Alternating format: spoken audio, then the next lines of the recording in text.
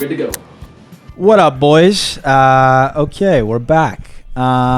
So before we get into it, I'm just going to give you a little rundown of what this is going to look like. We'll start with a bit of housekeeping, talking about the aftermath of the drop and I guess our plans for the upcoming season as far as new sorts of content that you might be seeing.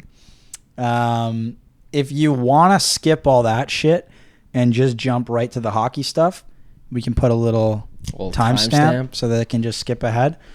But yeah, let's start off talking about the drop because there's some other things like a second drop is coming.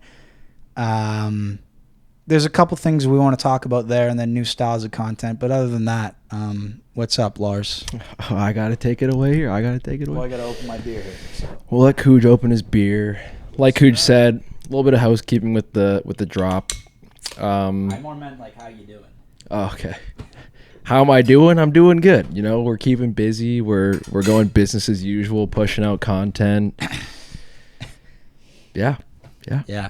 Lars was a little stressed about the aftermath of the drop. I don't know, like, obviously not all of you purchased, but we fucked up in just about every possible way that you could as far as manufacturing issues, which resulted in heavily delayed shipping. And then once we did finally receive the hats and start shipping them out to you fellas, you know, we're drinking on the job, boxing up the hats, and obviously we're bound to have a few errors. And I really expressed before we started doing this, I said, guys, we have zero room for errors. Yeah, and we all knew that, and we didn't want there to be any. Rooms. But obviously, what we mean is we fucked up with some of the hats. Like, you might have gotten an extra hat, or you might have not gotten a full order or something like that. You definitely didn't get an extra hat. But it's fine. It got taken care of. You got the hat shipped out anyways right away if that did happen. And again, guys, we're in the midst of becoming professional at this. Not quite there yet, but we're on our way. And by drop 2, things will be dialed. Regular shipping time, whatever you ordered is going to be in that fucking box, and we'll be good. Yeah, no, everything's going to be made to ship or made to order, or not made to order, made to ship. It'll be made to ship. So, like, we're going to have everything, and then, you know, it'll probably take us like 2 or 3 days after the drop to get everything out, and then it's on its way. Yeah. It won't be a 6 to 8 week fuck show. Yeah. What I know we do both want to say is to everybody who did buy, thank you so much, because it was pretty dope to see, you know, the orders come in like they did. Like we didn't fully sell out technically because we had a bit of a website issue where we thought we sold out even earlier than we did. So we shut down the store a little earlier than we would have had to. We had about 20 extra hats to give, but we pretty much sold out. And I just want to say thank you to all you guys who bought because it's just really fucking cool. And a lot of you guys who did buy have been saying that you like the hats, and I'm just happy that I'm just happy. I didn't know that this was going to be a thing that we could do. We're glad you guys like the hats, because if you didn't like the hats, fuck, I would have been really upset. And I'm glad that you guys even bought the hats, because I didn't know that was going to be a thing, and it is. Here we are. Yeah. As far as a drop 2, what can you tell these folks about that? Drop 2, like I said, we're going to be dialed. I want to say maybe drop 2 might be maybe ready to go. I want to say maybe for the start of this season. Don't look at me. I don't know. I don't fucking know. I want to say it might be because the NHL season starts like probably a little after the season though. Yeah, probably a little after. No, I think we might be able to potentially launch like within the first week or two of the start of the NHL season. Can you give them a hint as to what the second drop will be or no? The hint? I don't know. Maybe that might be one of them. The way the second drop's going to go. So the first one was all original 6 teams. The second one, this is the hint that we'll give. You gave a bit of too big of a hint. We might actually have to blur that out. Yeah, that's way too big of a hint.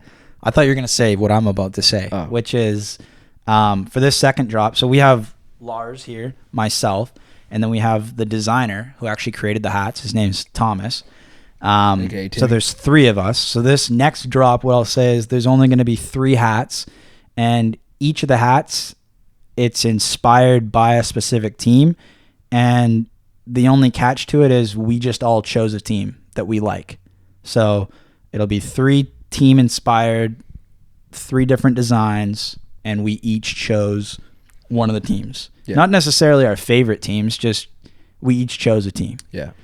And honestly, for the following drop, so I guess 2 drops ahead, that one I'm super, super stoked for. It's that'll be fun. That one's cool. That one's cool. But you can't say anything about that. No, I'm not gonna say it's just cool. I think it's cool. There is a drop 2 coming, and it's gonna function the exact same way as the first one. There'll be a limited amount, and then once they're gone, and we just move on to the next thing. But there's a new thing that we are incorporating, which will be, besides the drops, how we're doing it with the hats, we're probably going to open up a general store sort of thing where we have a store that anybody can go to anytime, where we'll just have a collection, an assortment of a bunch of different items that we're just going to call like TFS staples. So they'll be available all year round. They'll probably be priced a little cheaper than these, right? Like a little bit, but I don't know about much. They will be. They'll be a little bit more affordable than this stuff, because the whole idea is, the drops are a little more valuable because they're more rare. Yeah. Like for each hat, there's only 99 other people that have the hat. Is that it? Or was it 50 of each? Doesn't matter. The point, we don't even know. The point is, though, when you buy these hats, they're never going to be sold again, and there's only a certain amount of other people that have them.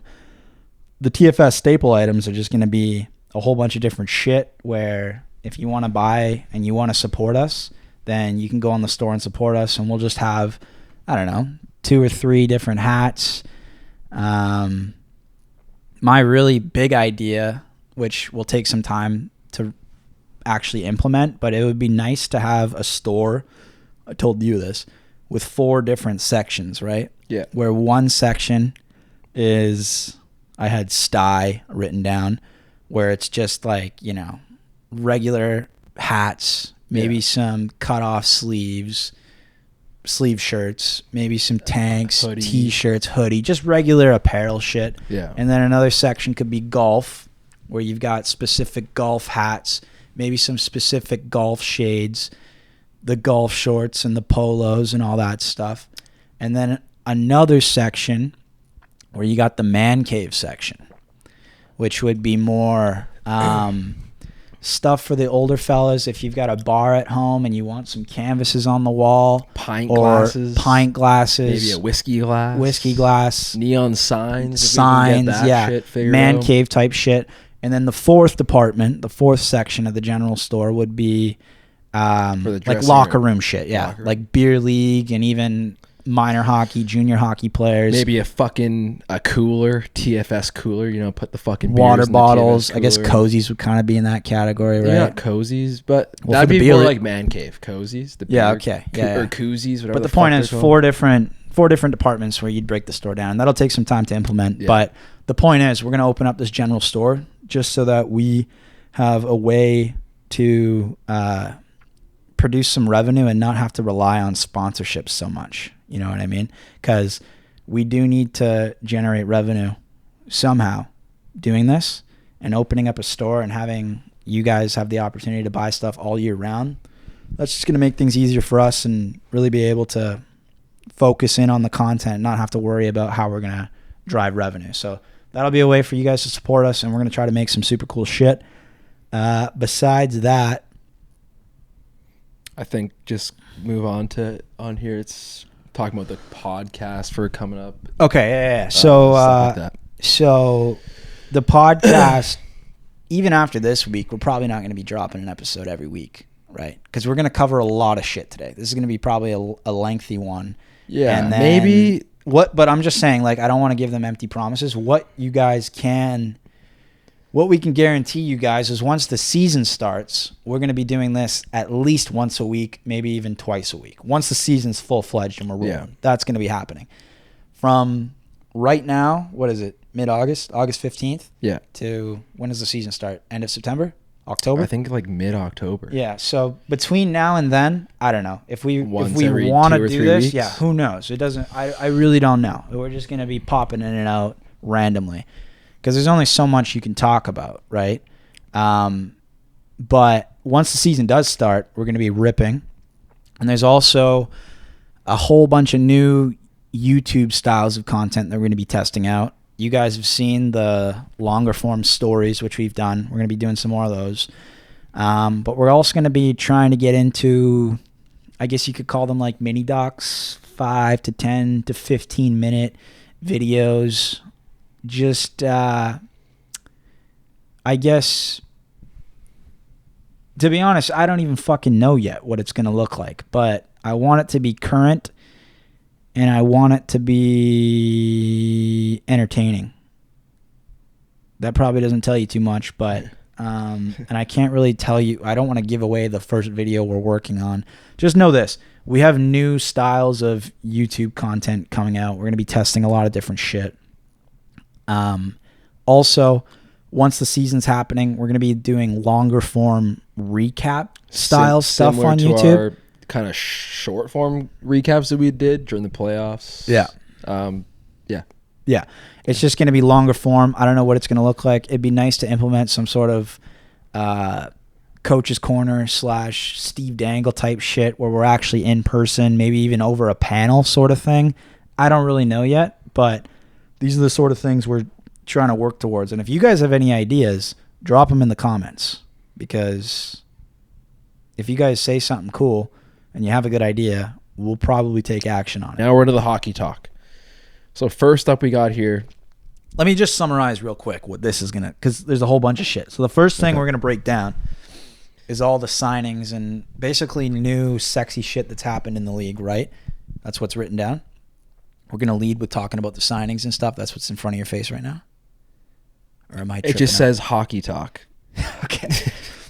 All right. Yeah. Okay. It says Marner moved to so Vegas. we'll let's start with talking about the new stuff that's happened, the new moves, because there's been a bunch, and then we'll kind of migrate into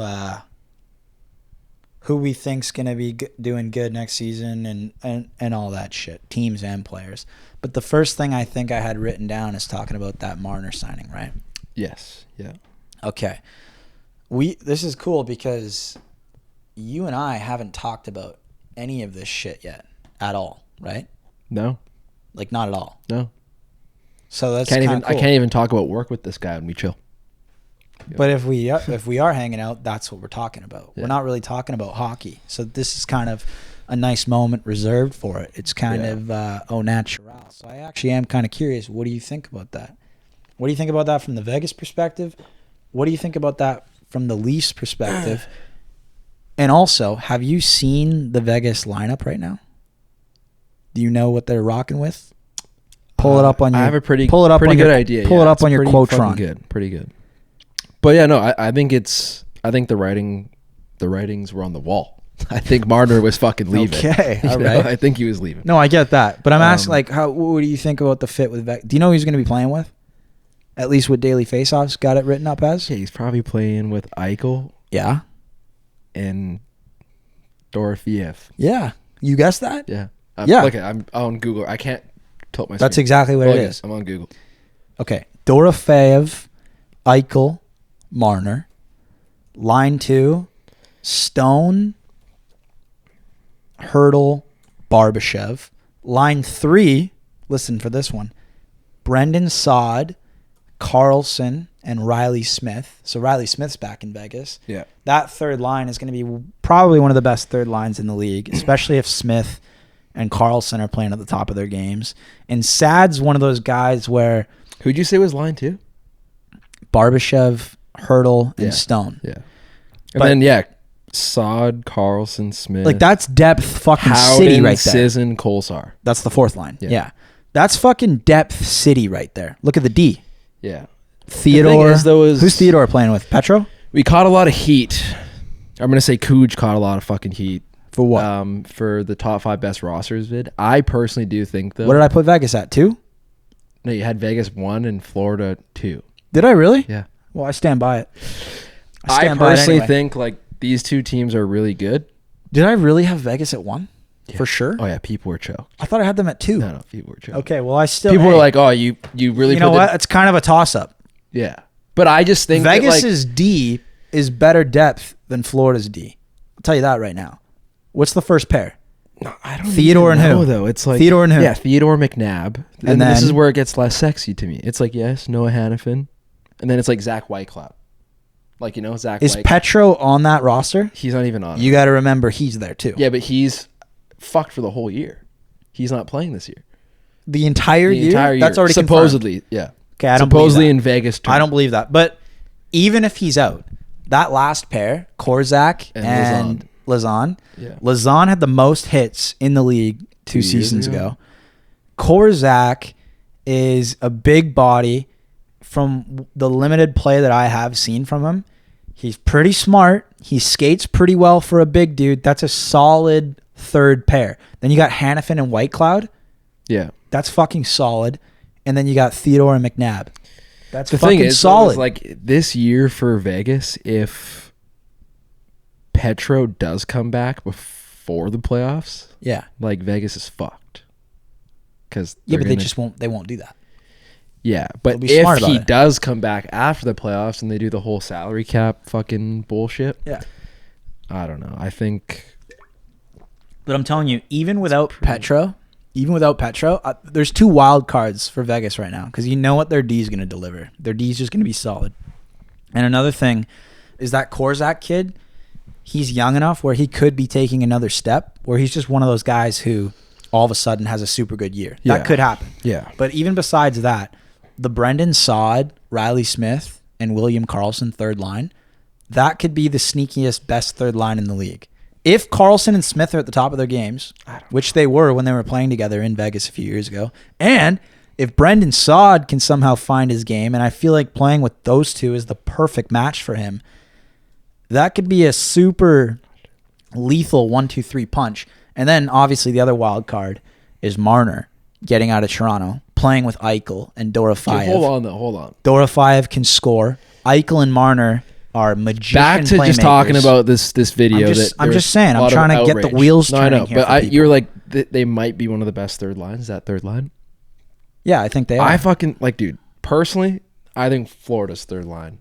It is. The Laughs Florida's that fucking third line. I will because admit, you got some young guys. You got fucking Luosterainen, Lundell, and then you got fucking no. Marchand. There's no third line in the league that's better than Marchand, Lundell, and Luosterainen. At least from what we've seen in the playoffs. Maybe fucking 2023, 2024, Garland, Joshua, Bluger. Joshua's gone. I said 2023, 2024. Oh, like in comparison? Maybe if we did top 5 best third lines in the last decade, Yeah. they'd be up there. Yeah. But no, there's like even thinking that, like, guys, I make mistakes all the time, and I'm like, if I really did put Vegas above Florida, You did. I don't know if that was the right call. It's obviously how I felt at the time, but there's the best third line in hockey is Marchand, Luosterainen, and Lundell. But I don't know. There's something about Vegas that I really like right now, and we'll see what happens. But I want to lead into this next because we're talking about third lines, and there's another team that I think probably could have the best third line in hockey. Do you know what I'm going to say? I don't even think I have it written down. No? This Does it involve the St. Louis Blues? No. That's what I was thinking. No. This team, this could be the best third line in hockey, and it perfectly coincides with what we're talking about with Vegas right now because Marner dipped, and then Toronto got a package of guys, and this, realistically speaking, they probably won't do this, but I would fucking love to see Toronto do this. Imagine this, okay? Imagine Toronto's third line. I'm saying third, but you could also play them as a second line. Imagine this, okay? Dakota Joshua, Nick Roy, and Matthew Nyes. All on the same line. You hear that? Yeah. Dakota Joshua, Nick Roy, Matthew Nyes. All on a line together. Okay, I'm looking Those at, are three. I'm looking at Toronto's lineup right now. I know they're not together Daily on the Face-Off. lineup. Like, the thing is if you do move Nyes to the third line, like Bobby McMahon's going to have to step up and play with Tavares and Nylander. yeah, Right? To be honest with you, dude. No, I know. It's a little shaky. But Back to that video, quoting your video, you also had these guys, I think Toronto at what, number 3 or 4. 3 or 4? Yeah. Like, looking at their lineup right now, like, this is definitely their most, like, unique lineup. They got it's a different identity. It's a different identity. Yeah. But I think that could be good for them, dude. But now you're relying on... Put it this way, okay? Put it this way. The guys, though. I The want you to guys that think you're about relying this. on, though, Listen, is Matthew Nyes, Yeah. Matthews, Nylander, and Tavares. I want you to think about That's your core 4 now. Oh, yeah. But That's your core just think about it this way, okay? Toronto gave Florida the toughest test that they had last year in the playoffs. Yeah. With a completely different They got team. blown out. Made it feel like it was a sweep, but it wasn't. Went 7 games. That was the toughest test they had. Okay, let me ask you this, all right? You're going to play Florida in Game 7. And this is the most important question. Would you rather have Marner in that lineup, like what you're looking at right now, Yeah. or instead of Marner going to play Florida Yeah. in Game 7, instead of Marner, you get Roy, Joshua, and Machelli. Just for that one game. What are you doing? Yeah, I don't know because that's like the only that's the only thing I don't know. Toronto's Call lost. me fucking stupid. Call me stupid, but I think I'm taking Marner. You are stupid. That's not. Well, I don't know. Like, dude, look at that guy. The way he played in the Four Nations shit. Like, I don't know. He came up fucking big when it mattered. Yeah, but he didn't in the playoffs. I know, and that's been the whole fucking struggling thing. I just think like Machelli or whatever. Machelli. I don't even think that guy's played a playoff game, so he has no experience. Hasn't, but he's a magician playoff maker. Big fan of him when he playmaker. played in Vancouver the one year, and then he obviously had some health problems, which kind of probably fucked with him last year, and he didn't perform to how he should be playing. I don't know. I just don't think those guys. If you start knocking them off the list, just think about it this way. I think Marner is. Think about it better this than way. those guys. Okay, I think you're thinking about it. You're thinking about it in a way that I get, but think about it this way now. What did Marner do in that Game 7? He didn't do anything. Yeah, but So imagine if instead of Marner, one of those 4 guys does something, and then you call that. well, dude, you got fucking, dude. Just think about this: Nyes, Roy, Joshua on a line. We're not talking about. I mean, like, are you talking about Nyes? Like, Well, I'm just talking about the dynamic Yeah. that Toronto could be ripping with. If, I just don't think instead that's of going Marner to to have happen. those Though. guys. I think now Nyes. Yeah, you're is right. your It number. probably He's won't happen. He's a first line guy, Matthew Nyes. Probably, He yeah. is. But it's just, I'm just saying, like, but like, I'm looking at the lineup right now. it and could even be this though. There's no other It could guys be. It that could are be going the in that sort of first line. situation where they don't play together all year, but in the playoffs, you're up against Florida. They're beating the shit out of you. You need 3 guys, 3 big bodies that can go out there and play a physical game, forecheck, and score. Joshua, Roy, Nyes, that's who you put out, right? But what most likely will be happening, it'll probably be Nyes, Matthews, Machelli, right? That's what it says on. And then Tavares, Nylander, Domi. You could even put McMahon there with Nylander and Tavares, and then slide Domi down with Joshua, Domi, Roy. That could kind of be interesting. But the real stable thing I like about the Leafs is that defense. Okay, here. So Solid, safe defense. I like it. Bobby McMahon. His playoffs. Don't pull up his stats. That's not what we're talking about here. We're talking about who he could be, not what he's I been. just don't think. He plays on the second line all year. You don't know. He could become a player. How many points did he have last year? Like, dude, he's 29. He's played 74 games, got 34 points. And you said he's playing top 6 minutes. Like, that's pretty. No, he wasn't not playing great. top 6 minutes. You last said he year. played on the fucking second line the whole year. No. I swear you was just said saying you could slide him up and play him there this year. I don't know. I personally He played like fourth line most of the year, third line. I'm just saying. I think like I'm pretty sure this is what I said. It's something new in Toronto. It's new. It's new. Yeah, no, for sure. I think it's and like look, it's a good change, but I also do the think element. Like, let me ask you this: like, when Crosby's injured, who plays better? What are you talking about? When Crosby's injured, Oh, Malkin. Who plays better? Yeah, exactly, Malkin. When Matthews is injured, Marner plays better. When Marner's injured, Matthews. It's just a thing that happens. Yeah. So without having Marner, hopefully you've got Matthews and Tavares and Nylander who all have this higher sense of responsibility, and they can really rip it up. And then you put a guy like Bobby McMahon in a top 6 role beside 2 players who are really gunning. He can score. He can produce. He can hold that down. Maybe I hope. And then if Bobby McMahon can hold that down and he can play a decent second line role where he puts up like plus 45 points and he's producing, he's not a liability, and you can actually create the space to have that Roy, Joshua, Nyes, or Domi together on the third line, that's a fucking vicious third line punch. Yeah. But you know what? That's heavy. Honestly, enough. It's not talking easy for about Florida, these guys, because until they actually hit the ice and do some fucking shit, I don't know. I don't even know what to fucking think, to be honest. I don't know. Yeah. Like, it could go one of two ways. I think Toronto either gets fucking shit kicked because of how much change there's been. Like, I think when there's a lot of change, They won't get shit kicked. They'll still make playoffs. yeah, but I just mean, like, when there's so much change, they could very well struggle at the start of the season. You know? Well, Because what there's could no happen is the chemistry. Senators might upset them this year. That could happen. Senators might actually finish above them. Yeah, here, you know what? Pull up Let me Ottawa, pull it up. Let me pull it up. because that is fucking depth central right now. First line, what they got on there, I think. Kachuk, Stützle, Zetterlund. Yeah. Then they got Batherson, Cousins, Perron, Pinto, Giroux. Greg, Giroux. That top 9, It's pretty good, yeah. it's good.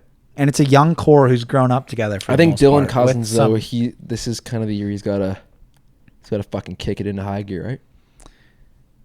Well, yeah. I mean, yeah. You'd hope. That's what you want if you're an Ottawa fan. Because he got out of Buffalo, he's playing. He's got that role on a fucking good team now. Yeah. So this is his year. And then even their fourth line, though. Read their fourth line. Cousins, Lars Eller, and then Michael Amadio. Amadio. Okay. Yeah. So that's just okay. And then on D, though, Sanderson and Zub, yeah, Shabbat, Jensen, Clevin. I can't see the underrated. next guy. Clevins is underrated. And then it's Spence. I don't know what's going on recently, but Clevins every time and Spence. I'm using Daily Face Off, Okay. The thing about Ottawa, lags my fucking laptop. the only that's fucking depth city. That's like one of the best depth teams in the league. I think one of the best, not the best, but one of the best. They're up there. The only thing they're missing is that superstar power, right? They don't have that high-end superstar guy. But Stützle and Sanderson might become that this year.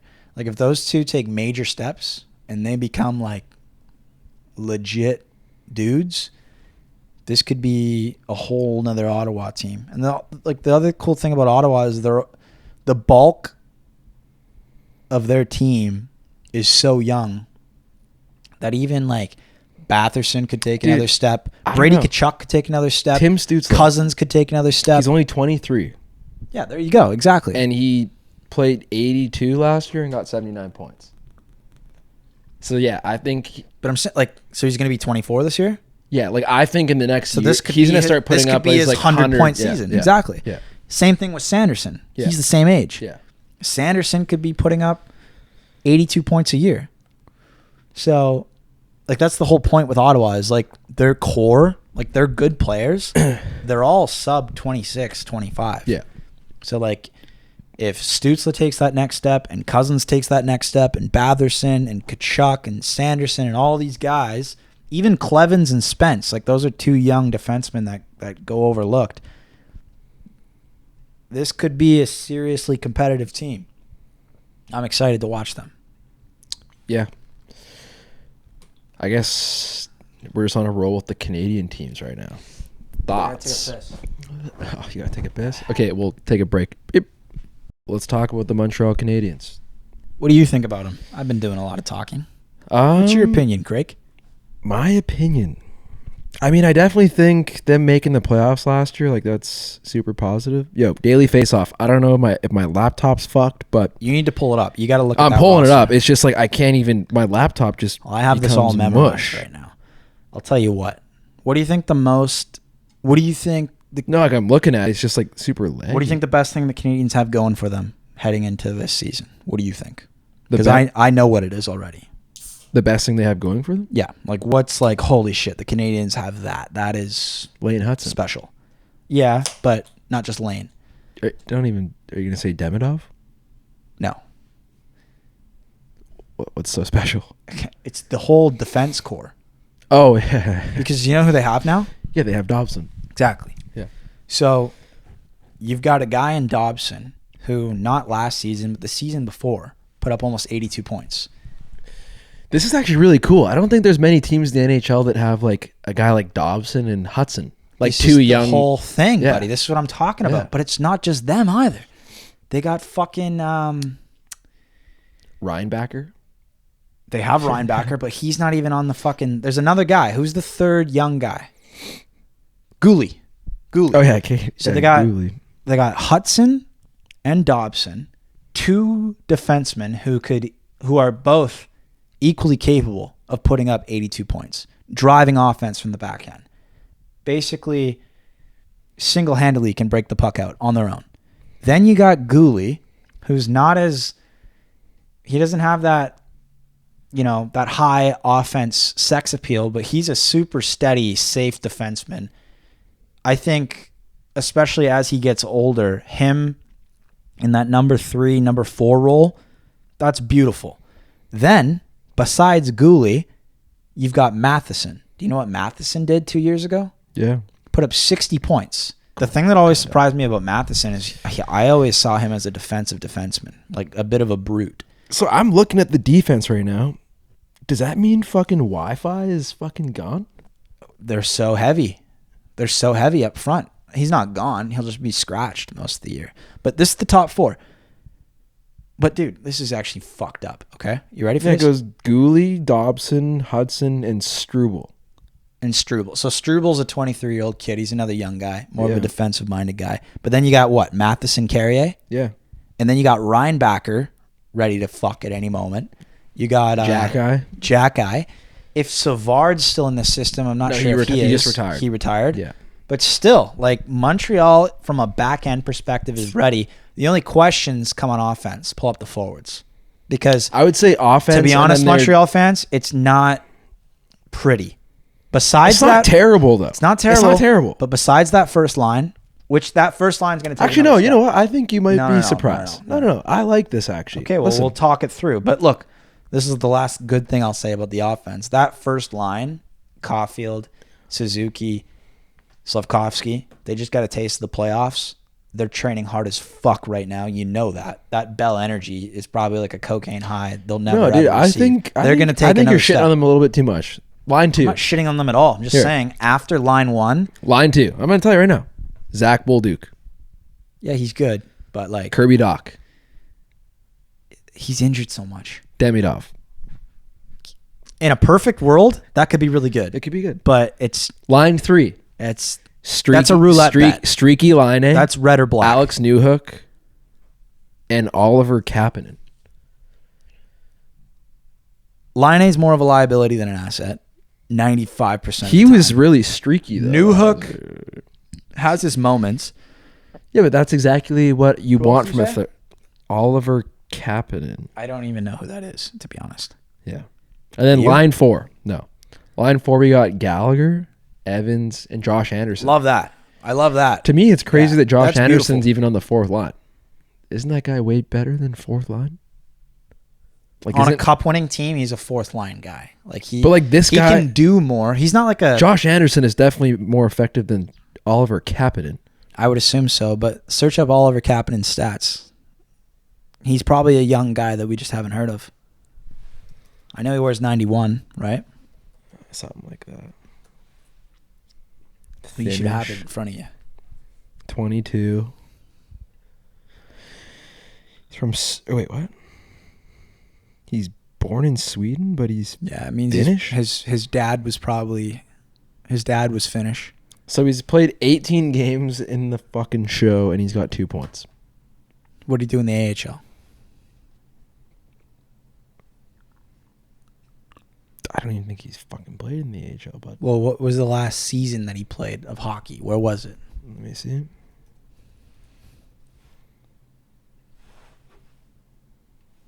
You building rockets? It should be right there. I went on NHL. Sorry, I should have clicked should have Elite done DB. Prospects Yeah, or okay. DB. Yeah. Sorry, my bad. It's all right. And like I I thought said, you were looking at DB, so I was a little confused why I was taking you so no, long. sorry. Hold on, boys. Play the fucking stupid song. It goes on NHL.com.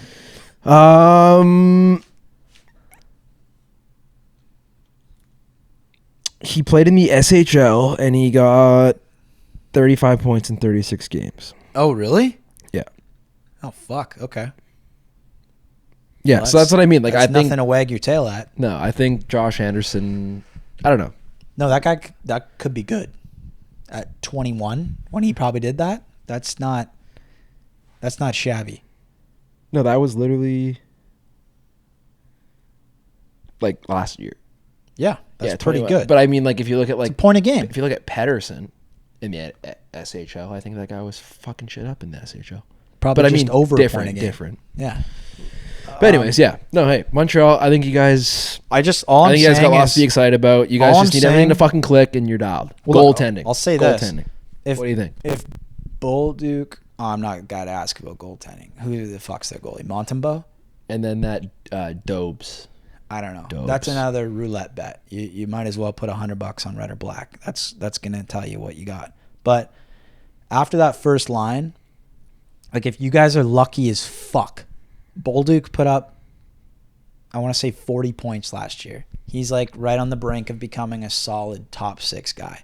If Bolduc can build on that, and Doc, I already know Doc's capable of that, but he just needs to be able to stay healthy enough to like become a player, because it's like it feels like every single season you see him do a couple good things, then he's out for half the season and you forget about him.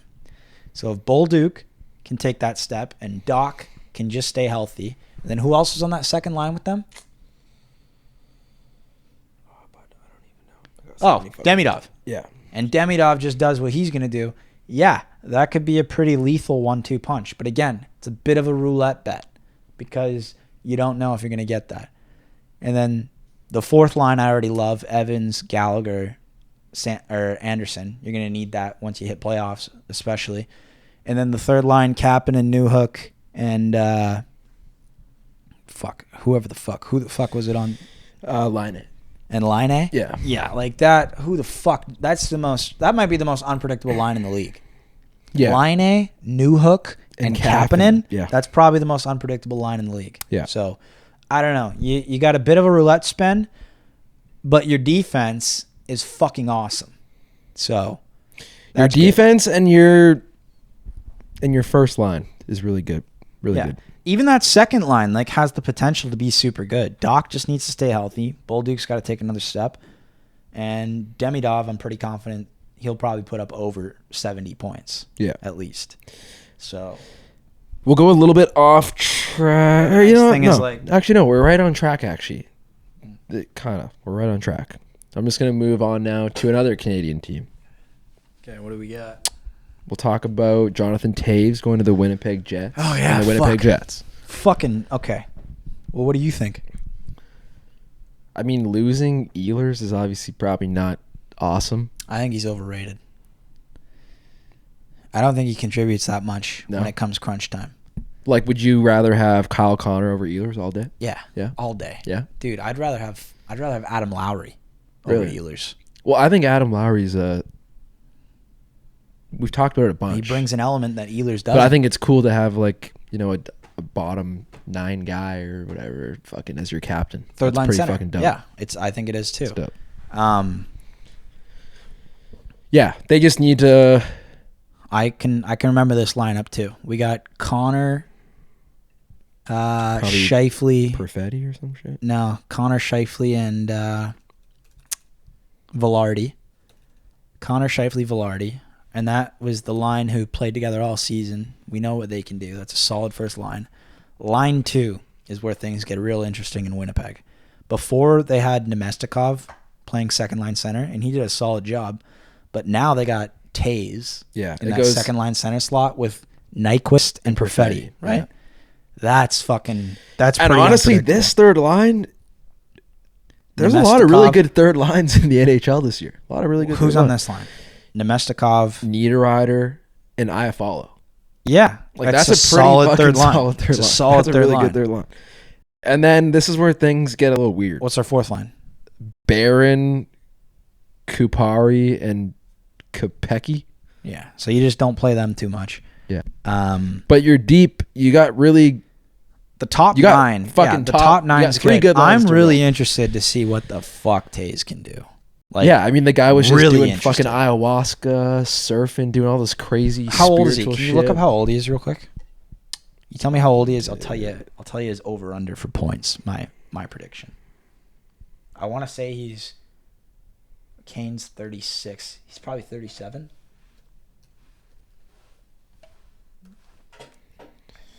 Which is pretty cool if he's just popping back in. 37? Yeah, 37 on the dot. Okay. Yeah. That's pretty cool to just kind of come back at 37. And he's been off for what, 4 or 5 years? Yeah, a long time. You think he can put up over 50 points? Yeah, I don't know. This is weird. I think that's the marker of success. If he can put up over 50 points, if Perfetti can take that next step, he's a young kid. He showed some good signs last year. I will say who's that other guy on that line with them? Perfetti and Nyquist. Nyquist. Yeah, Nyquist. Okay, I will say one thing that I did see. That's super unpredictable. On the interweb was I saw video of Jonathan Taves fucking skating around. Mm. One thing that I like, there's. What, you didn't like his form? No, I just think that from when he left the NHL to what he's coming back into, I think the game's changed so much, and I think the way people train is a lot different. I just don't know if he's gonna have that like old sort of clunky, slower pace that might not really work too well in the new NHL.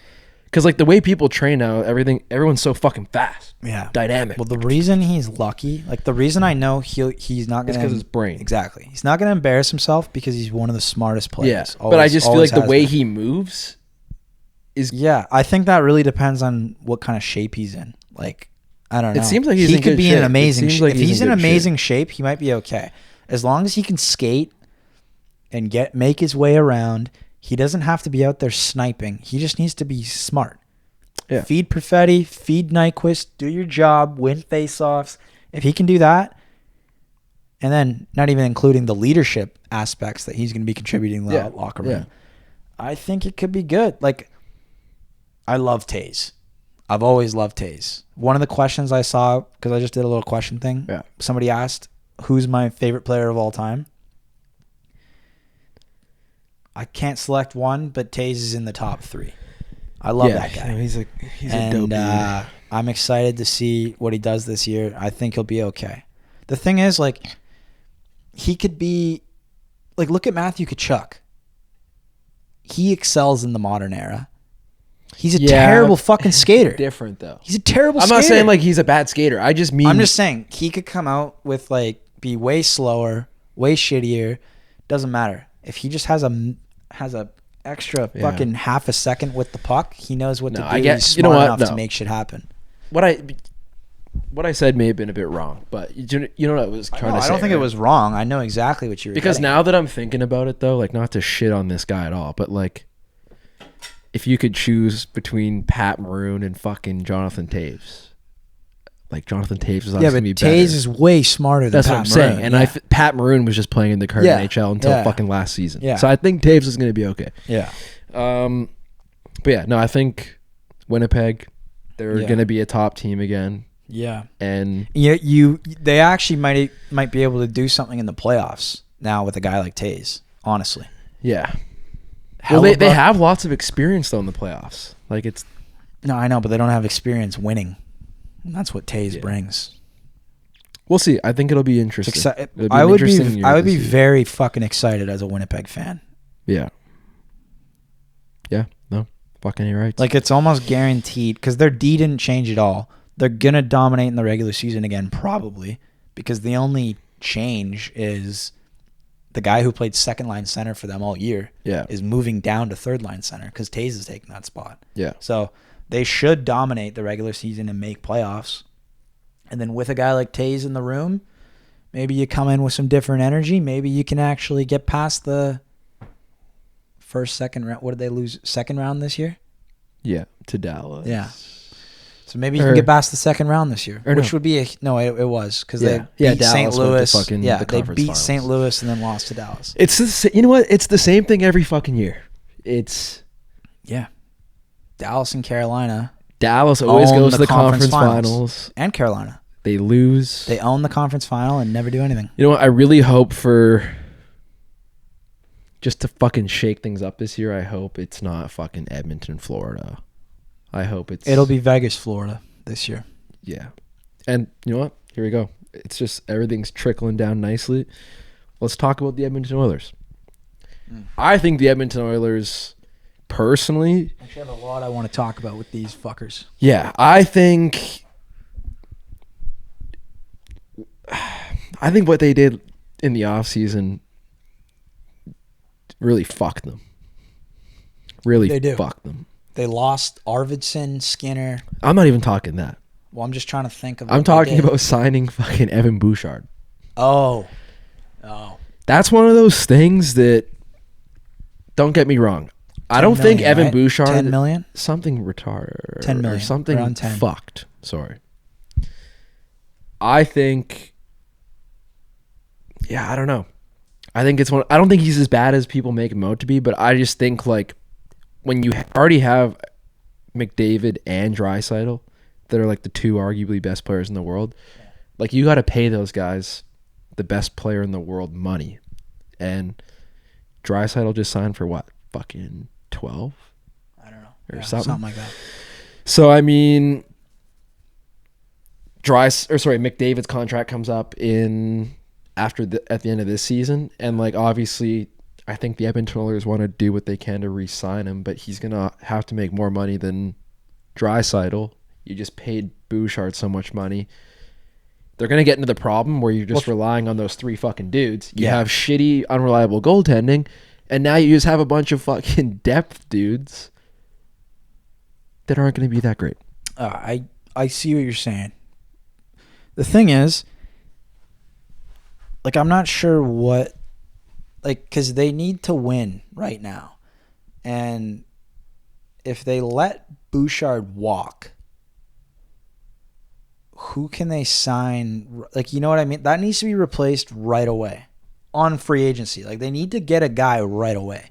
They can't just let Bouchard No, I know, walk. and the whole thing, right, is like As- right-handed as- defensemen are fucking Exactly. rare, As much of an issue that like people have issues with whatever Bouchard's defensive game and stuff, and I get it, I see it too, but the reality is he does contribute a lot, and he contributes in the playoffs too.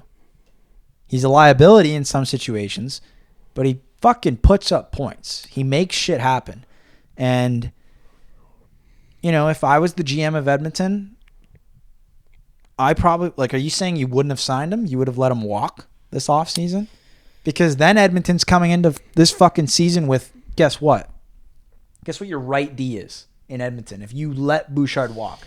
It's just, This is to what their me, right D is. but this whole kind of contract is Who's weird. their second spot right D? Kulak? Hold on, just keep talking. Second pair right D, I'm pretty sure, is Kulak. So if they let Bouchard walk, you got Ekholm, Kulak, And then your second pair is Nurse Yeah, so it's Emberson. You can't do that. It goes Ekholm, Bouchard, Nurse, Kulak, Wallman, Emberson. So if they let Bouchard walk, it's Ekholm, Kulak, Nurse, Emberson. Who's the third pair guy? Who's the third pair guy on left? Wallman. Which isn't even bad. Like, no, dude, look at the left side. Dude, to be honest though, think about this. The right side shit. 10.5 million 4-year contract. 4-year deal, 10.5 AAV. Yeah. So here, listen to this. I personally think, you know what? Maybe the D isn't going to be super sexy. But I think in this case, maybe you do this. You don't fucking re-sign Bouchard. But then you need to sign a guy like fucking Luke Shen. Just to fucking have a guy like Luke Shen. He played with fucking Hughes. I know this was a few years ago. Luke Shen's a pretty like solid guy. I like the game he plays. He's a fucking old grizzled physical defenseman. I'm just saying. Now you have 10.5 mil. Yeah. Now your problem though is you have McDavid and Draisaitl. So now if you look at their fucking forwards, their forwards aren't that great. So now I'm saying their forwards, their top 9. You think it's good? Yeah, like, dude, I'm looking at the line here. It's like you got guys that have never proved anything. Let me talk about that. Because I know who you're going to say. So, do you know who that guy is on his left wing? Yes. You know who he is? Yeah. Howard? Yeah. Okay. I think he exudes. What is that the right fucking way to say? Exudes. Yeah. Great energy. He looks like a confident kid. Okay, look. But he's got nothing to show for so far. No, I know. Again, it's a roulette spin. But, dude, this guy has a knack for scoring. That's what he's shown where he's played. He's playing with McDavid. They got him with Hyman right now. I'd rather see Nuge, McDavid, Howard. Howard could put up over 30 goals this season. And like this is where things just get easily fucking McDavid crazy gets to me. Fucking 100 assists a year. And then, look at this. Second line. Yeah. Take Podkolzin off the second line. You got Draisaitl, Savoy, and Hyman. Savoy. It's just Savoy. Whatever. Savoy, whatever. No, I think Hyman has to be on the first line. I think. Fine. If you want to keep him on the first line. I think you maybe move Mangiapane to the fucking second line. Mangiapane too? Yeah. You move Mangiapane to the second line. This is what I would do. Mangiapane. No. Howard, McDavid, Mangiapane. No. Draisaitl. Podkolzin and Hyman. No, I'd go Draisaitl, Nuge, Savoy, and then I'd go Hyman, Frederick. Who the fuck else? There's no one to play though. Third line center then. Like you'd have to move Henry. Frederick plays center. He's slotted on the wing. He plays center. Are you sure? Yeah, positive. He plays center. No, I think Edmonton's top 9 is pretty. If Savoy and Howard can be like immediate impact players, that might be the best top 9 in the league. That's a big what if though. It is, but that might be the best top 9 in the league. I don't know. I'm just saying this might be a better top 9 than they've had in the last 2 years. It could be. That's fucking crazy. It could be. It could be. I'm not gonna. And then on D, like literally, this is it right now. Like Edmonton's roster last year compared to this year, the only thing they need to do, there's 2 things. If you can somehow get a competent goaltender, and you can somehow, instead of Emberson, imagine if they had Luke Shen, for example. Yeah, but you know who's actually not a bad person that I think they still have is Stetcher. Yeah. Like that guy's Stetcher a good. should be there instead of Emberson. Yeah. But if you had another guy, right-handed D, like a Luke Shen, somebody like that, just one more solid piece to stick back there with who the fuck's on the left side again on the third pair? You just said it. Oh, Jake Wallman. He's not bad. I know. Yeah. Wallman's like a top 4 D-man on a lot of teams. He's like a top pair D-man on a lot of shitty teams. He's a top 2 on the San Jose Sharks. Exactly. Top 2. So, like, honestly, Ekholm, Bouchard, Nurse, Kulak, Wallman, somebody good, one more right-handed defenseman who can play. It's pretty fucking solid. And then if you can get a goalie too, they could. That's a cup-winning team right there. I think the Canucks should trade Hronek and Demko for fucking McDavid. It's a good trade right there. It's not going to work between those teams. I'm just totally They kidding. need a guy like Luke Shen. They need kidding. think of like right-handed defensemen. Yeah, Like, no, it's just right off you the know who would be right great? off the top. Artem Zub would be great over there. But Yeah. Ottawa would never trade him. No. But yeah, no, I don't know. I personally think hot take. Never fucking discredit McDavid and Draisaitl, but I don't know. Why do you think I'm But hold giving on. Howard and Savoy Just hold such on, big hold on. props? It's because of them. No, I know, but It'd be a lot look at different if guys Howard- like I know this is different. If it You was can't compare- Howard's first season with the fucking Phoenix Coyotes, yeah, no it'd be shit. a lot But look different. at fucking Puyarvi. I know he's like Ah, a disappointment, I but I don't just mean even- like I is don't what you're even- essentially saying, Cooge, is this. You could be dog shit. These guys aren't dog shit. Yeah. Obviously. They're like supposedly. I'm saying it could be high you on performance. left wing and you might put up I don't 15 think I could goals. because I think the way those guys play the game, it's so next level.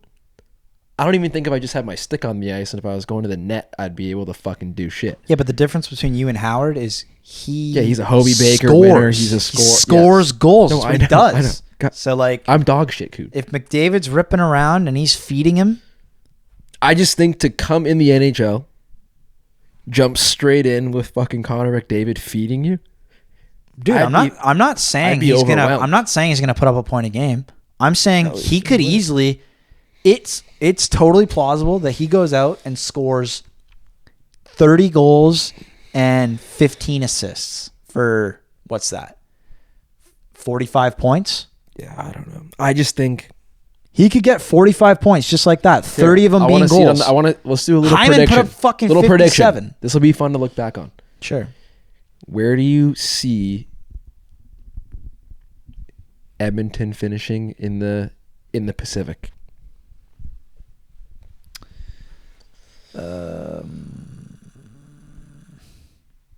Okay. Well, this is what they need for Edmonton to finish at the top of the Pacific. This is what I'm they not need. asking what they I'm need. just saying. I'm just asking for an answer. I'm just giving context. Where do you think they're going to finish? If Howard and Savoy take these steps and they become players, this is without them adding a defenseman and a goalie. I think the best they can finish is second behind Vegas.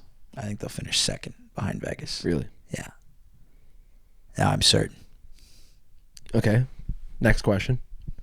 Just want to get your opinion on this. Yeah. Who do you think the top 3 will be in the Pacific this year? I'll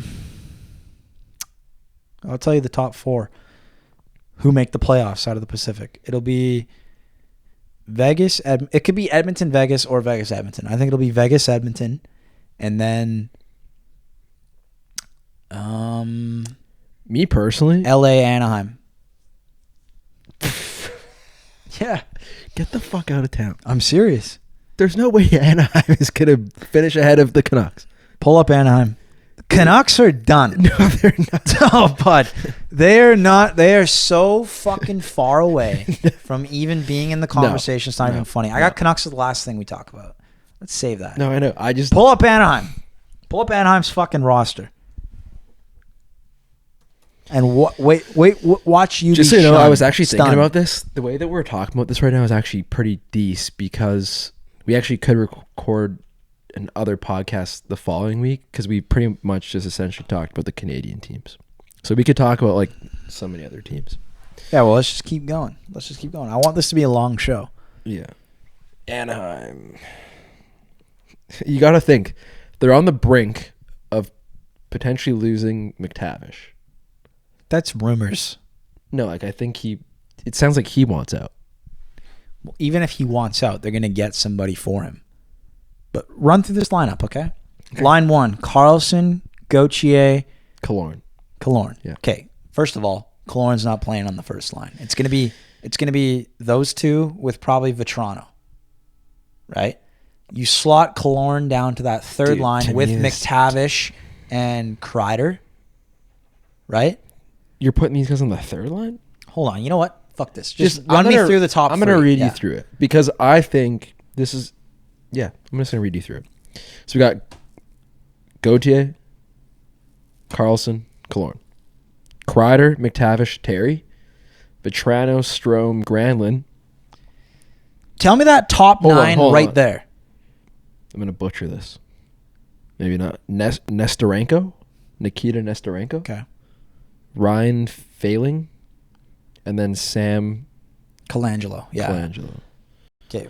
Besides the fourth line, that top 9, if those young kids take the next step, if Granlund plays like the Granlund we know he can, if Kreider plays like the Kreider we know he can, if Vetrano plays like the Vetrano we know he can, and Killorn just does his fucking job. That's a lot of what ifs, though.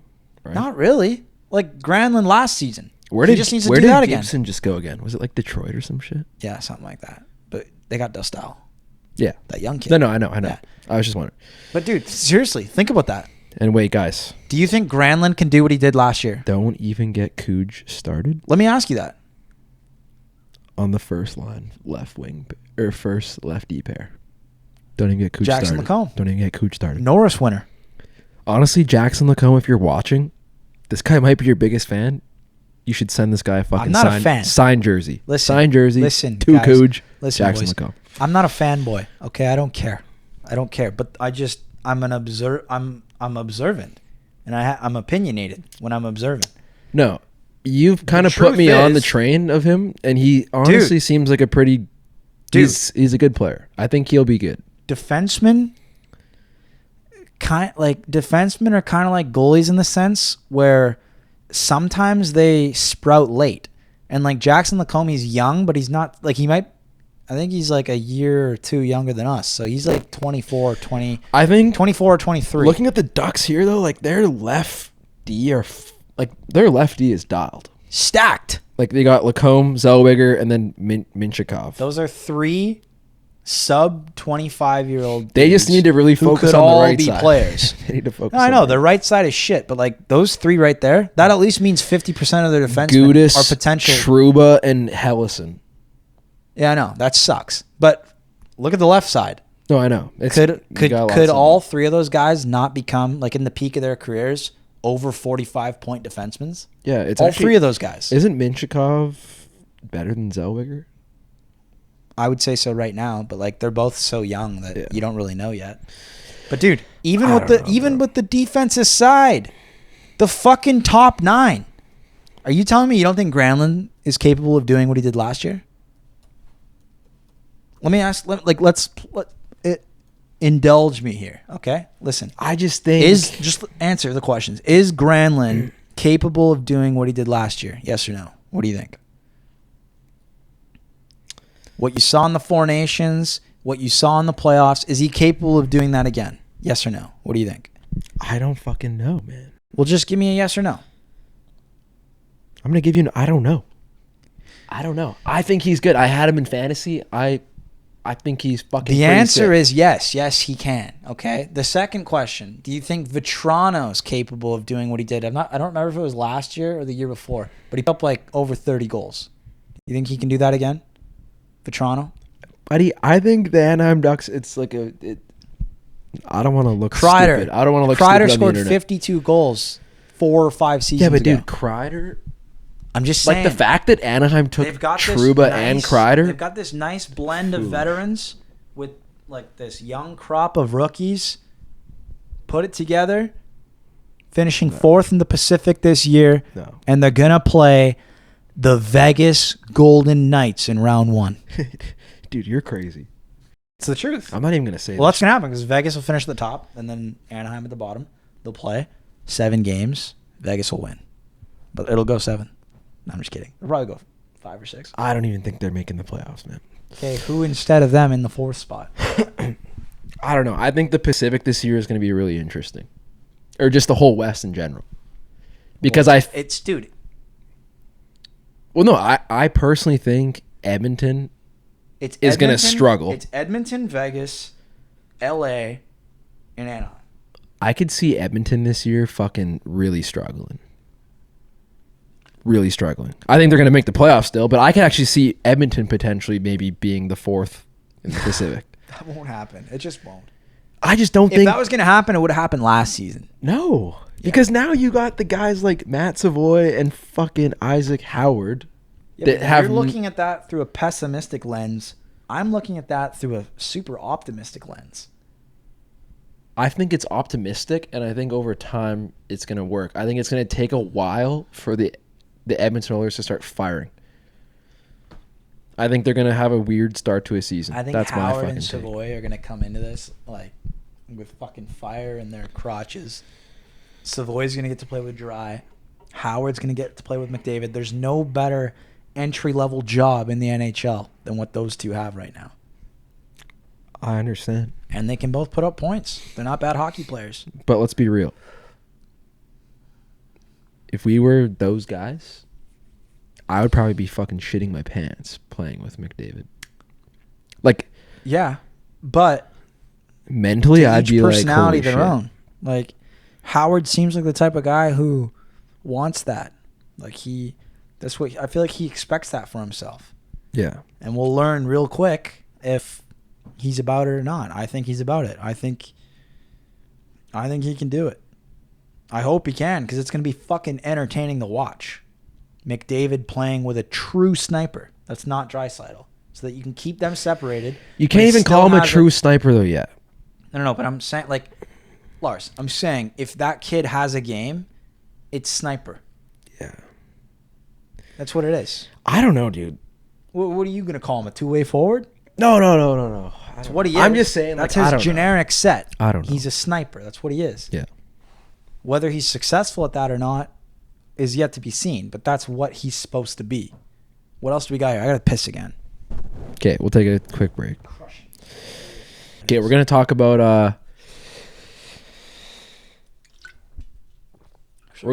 about rookies to watch for, or young bucks that could light it up. Okay, well, Isaac Howard. That's one of the first ones I'm looking at. You guys obviously already know that. Another one, Jimmy Snuggerud. He's going to be playing with Robert Thomas and either Bushnevich or Holloway. He's shown some good stuff in the playoffs. I think he could be good. Another one, Matt Schaefer is probably going to have an immediate impact on New York. He'll probably be running that blue line by the end of the year. But if you want my hot take for Calder, Isaac Howard. Yeah. Yeah, I mean, it's not crazy. It's not crazy. There's nobody in the league in a better position to succeed than him. He's got it all. Like, he's ready. Is there any guys from last year that got drafted that would make the jump? Snuggerud, Leonard, Zeev Boyum. Like, those will be that's the Calder Those class? are still rookies, yeah. I don't think anybody from Schaefer's draft, unless maybe Misa plays. What about? Yeah, I mean, Schaefer. Who's the fuck on Toronto? The young kid. No rookie on Toronto. Easton Cowan. Cowan. He might get ice, but I don't think he's going to play. I don't think he's going to have a big enough role to be in the Calder conversation. I think the Calder will either be Howard, Snuggerud, Schaefer, maybe Leonard's in that convo. Gabe Perreault is playing this year with New York. I don't know. Is Snuggerud? St. Louis. No, I know, but is he technically a rookie? Yeah, he is. Yeah. Yeah, no, I get. Yeah. If I had to guess, though, Howard, because this is one of those years where, like last year, you had. Dude, I'm surprised you're not more bullish on Snuggerud. Oh, I love Snuggerud. Fifth best fucking roster in the fucking show. Well, the only problem is, guy's playing on a deep team. You know, he's better than fucking Edmonton. Yeah, the only problem is Snuggerud has less. Snuggerud's in less of a position to succeed than Howard is. Yeah, damn. Nobody's got an easier job this year. He only than played Howard. 7 games. Yeah, so that still classifies him as a rookie. Oh shit, he played 7. He'll have a good year. Don't get me wrong. Or wait, he only played in the playoffs. He didn't even suit up in the reg. Okay, well the point is he still qualifies to win the Calder. Yeah, Snuggerud. But it'll probably be Howard who wins it. Yeah. Hell yeah. Howard, Schaefer, or Snuggerud. One of those three. What else we got here? Let's move on from that. Yeah. Let me take a look.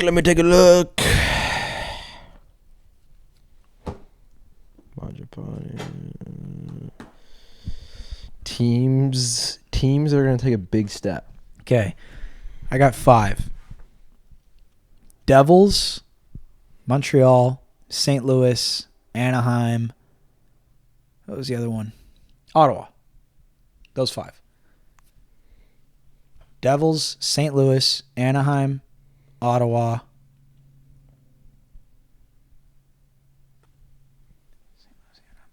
And the Canadians. Yeah. I think it's off my top of mind. Montreal, Columbus.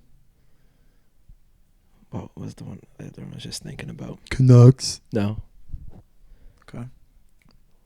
Why am I drawing a blank? What are some teams that like kind of just missed the playoffs? Utah. Oh yeah, Utah. I was gonna say Utah. So Columbus, Montreal, Utah. You don't have to do 5 if you only got 4. I think I just got 3. I already had that premeditated. Those 5. Yeah. I already thought about it. Yeah. Well, I didn't get the fucking. Dude, you really want to get your mind blown to prove the world's a simulation? Look up New Jersey's blue line. Look up the Devils' blue line. This doesn't make sense, folks. When I read this, I had to sit down and take a couple minutes just to comprehend. Because this is the same blue line they had last season, besides the fact that Dougie Hamilton was out for a bit. But read off that top 6 pair.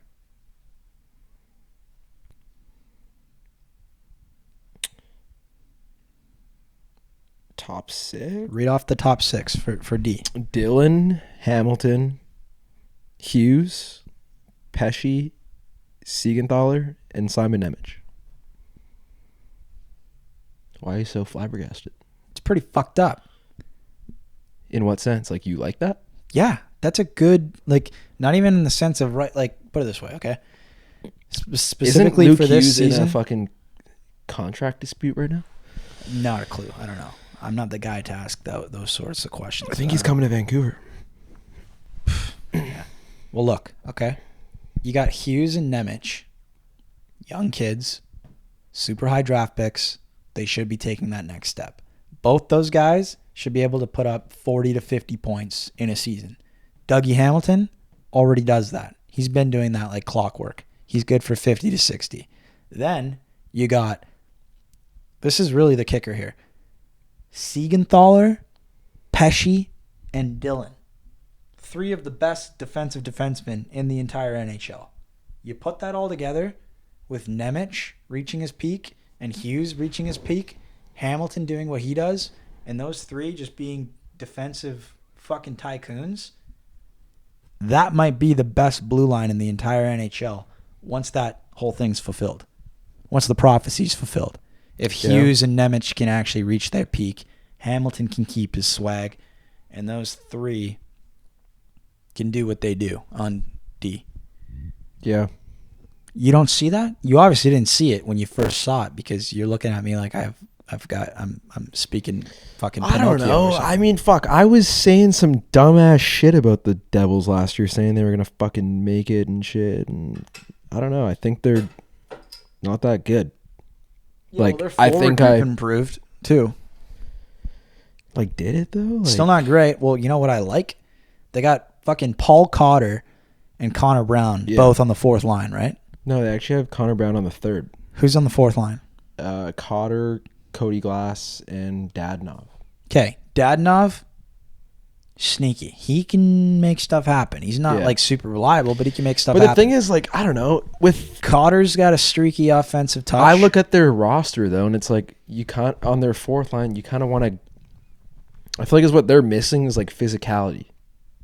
Like having a more like Dadonov isn't like a grinder fucking. Oh yeah, they're dancy. They're dancy. Like they need a bit more. Bite. I'm just saying. I'm not saying I like their forward group. I don't. I just really like their D. Like I like their D a lot. Yeah. But I mean, Jack Hughes. They're just like he needs to fucking stay healthy.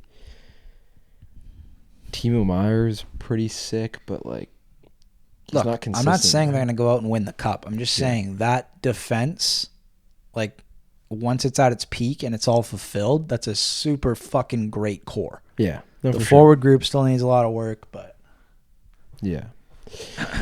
I got you, man. I got you. Okay, so that was that. Fucking teams/players under pressure. we can just rip through this. Pedersen, Bedard, McKinnon, Eichel. You think McKinnon's under pressure? Yeah, because they were terrible last year in the playoffs. For their standard, yeah. Then you got the obvious ones, McDavid, Matthews, Marner. I was even saying, like, not even just because there's anything bad about this guy, but, like, under the most pressure. I think Barzell's going to be under a lot of pressure this year, too. Just because of, like, the Islanders. He's kind of the fucking guy. He might put pressure on himself, but, like, I don't think he's under a lot of...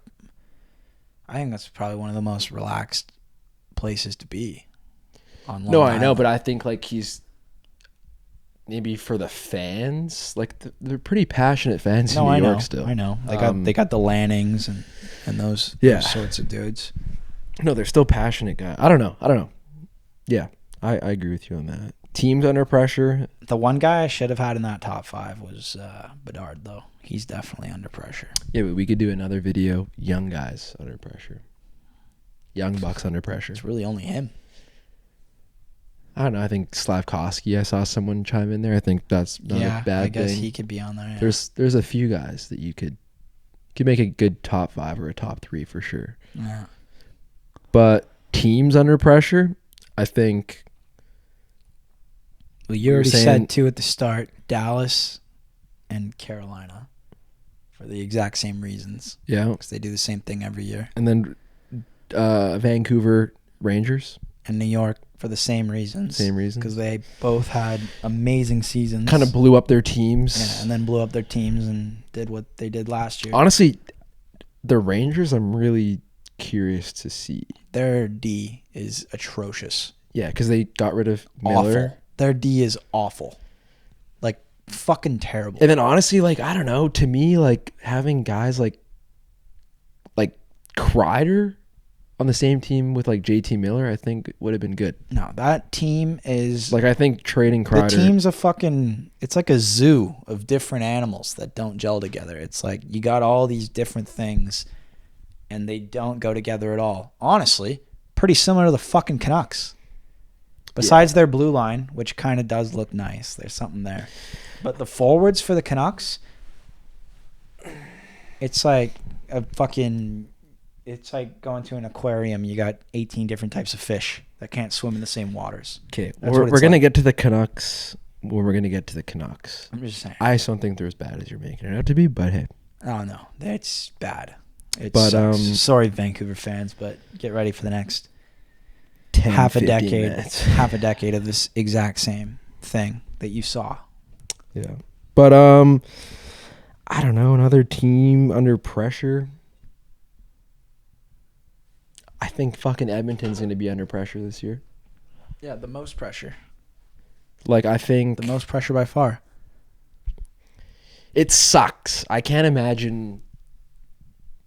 It must be frustrating getting to the finals twice. Yeah. Because, like, there's not many teams that are going to, like, I think the Edmonton Oilers window is fucking, it's closing every fucking game they play every year. It is, but honestly, like, if you look at... You can't count McDavid and Draisaitl, I know, but... I'm not even saying, well, yeah, obviously, but I'm not even saying that. I'm just saying, like, if this does end up working out and Edmonton does end up winning and it's against Florida... That'll feel really awesome. Dude, think of how blessed they are to have, like, this is like textbook, storybook adversity. Yeah. Losing to the same team twice, basically a fucking all-star team.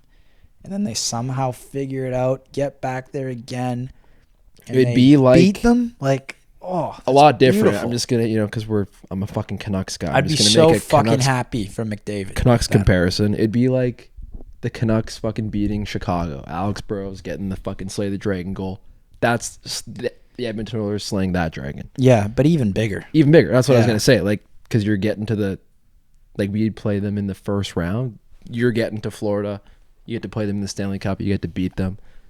Yeah. It's fucking huge. Yeah. Fucking huge. That'd feel great. Maybe we'll see fucking McDavid saying "fuck Kachuk" on the mic, just blackout drunk. No, he'd never do that. It's not his style. I know. I'm just saying. But you never know. Maybe McDavid's got a lot of built up anger and animosity. I don't think that's his style. The guys, that'd be more like Draisaitl. he'd be more likely to do it, but I don't even think he'd do it. It'd be like fucking. Honestly, I loved it. Like You never Captain. made that. You never said anything. I sent you that picture of him cranking a dart. I already saw it. It was pretty. I think that was dope. Yeah, he probably smokes cigs all the time. Yeah, it's dope. Shout out Draisaitl. Yeah, pull up the pic. Yeah. It is pretty cool. You got to bring cigarettes back. Yeah. The culture. All these kids are vaping nowadays in the dressing rooms. Yeah, but no, I don't know. I think a lot of pressure on those guys. Who else do we have pressure on? That's it. New York, Canucks, Carolina, Dallas, Edmonton, Colorado, Edmonton, New York. maybe Montreal because they got a taste, I and they're I so don't passionate think- though. They're I so don't- passionate. I don't think it's pressure though. It's like the expectations are a little higher, but it's like they still way overperformed last season. Like I wouldn't say that's pressure. All right. It's a different thing. No, I think that's it. Okay. And then Oh, Vegas, you think there's gonna be pressure on them? 100% because they lost in the first round last year. Now they got Marner. Yeah. Yeah. There's expectations to be way better than last year. Yeah. All right. Well, that's that. To top it off here, we're gonna talk a little bit about the Canucks, and then we're gonna get into the drunk questions. My favorite. Yeah. So Cooch. Let's take a smoke break before the drunk questions. Yeah. Okay. Well, Cooch. Since you fucking think Read the me Canucks, just read me the Canucks lineup. you think the Canucks are actually here before we no. Just read me the lineup.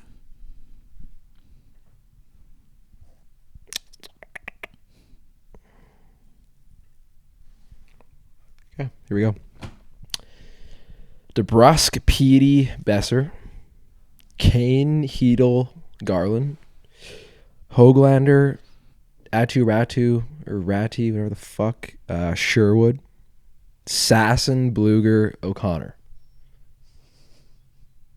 Okay. Okay. Defense, Hughes, Hronik, Marcus Patterson, Myers, and then Forbert, and then DPD. And then you have Demko and Lankinen. Yeah, it's this 68% of the team. First thing they need to do right now is lose Hedel. Dip him out. I don't care. Don't get anybody back. Just dip him out. He doesn't fit into the lineup. And even if he does, he's not going to be fucking available. Yeah, he's just always one hit away from being injured. Fits in weird. One of the biggest things that drives me nuts is when teams acquire a player who just doesn't fit. You know, it's like almost like an intuitive thing. It's like there's no like exact reason why he doesn't fit. Like I can't point at this, but it's just like he doesn't fit. You know what I mean? Yeah. He's not the guy for them. You got to get him out. You just like I don't know. To me, like looking at this lineup, I personally think they're really just 1-2 center away from being pretty fucking competitive. Like that's why I don't understand the fucking hate from you, because it's such a 180 to what they were, man. Like half these guys still have fucking shell shock. That's the issue. Yeah, but I don't know. And it's all reliant on this too. Like, yeah, okay, yeah, there's some potential. But you know the same thing that you were saying earlier about the Anaheim Ducks. You're betting. No, but like I just think these guys are gonna or not the Anaheim Ducks, but there's just teams that we were talking about. I have more reason to believe that guys like Howard and the Young Bucks on Ottawa and the Young Bucks on Anaheim, I have more reason to believe that they're going to take those next steps than I do that Pettersson is going to be able to put up a point a game, or Besser is going to be able to bounce back and put up 40 points. Because I just played saw that bad last year. Not 40 points. I mean 40 goals. I'm just saying. Yeah. Like I don't know. For the Canucks to be good, that's the expectation. I just don't have faith in that happening. Not because they're not capable, but because the whole team lost its heartbeat. Like again, they've lost their identity. Now they're out there just playing fucking shinny sticks, and I know. it's all a I shit think show. it's unfortunate the Canucks had to get rid of fucking Shilovs, because I think it's the Canucks have value though in the sense of they have two really good goalies. I feel like there's a lot of teams that need a fucking goalie. Cough, cough. Edmonton, like they could use a Lankinen, but then who do they have to give us for Lankinen? Like nobody. I don't think Edmonton and Vancouver are going to do a deal. No, they won't. But I just mean, like, you know what I mean? There's so many teams that need a fucking Lankinen. Yeah, I get it. And then, yeah, I don't know. I just think the Canucks aren't as bad as you fucking say. Okay? Well, we'll see. Do I have high expectations for these guys at all? Like, no. There's no high expectations. They're not making playoffs. Not with this lineup. Not with this roster. I don't know. Like I said, I think the whole West and the Pacific, it's going to be really interesting. Because Anaheim's top 9. I think Calgary's better than Anaheim. There's a few... No. And then the LA Calgary's Kings. on Don't par. even get me started about the LA Kings. Calgary's on par with Vancouver. As I'm wearing a fucking LA Kings hat. But don't even get me started on the LA Kings.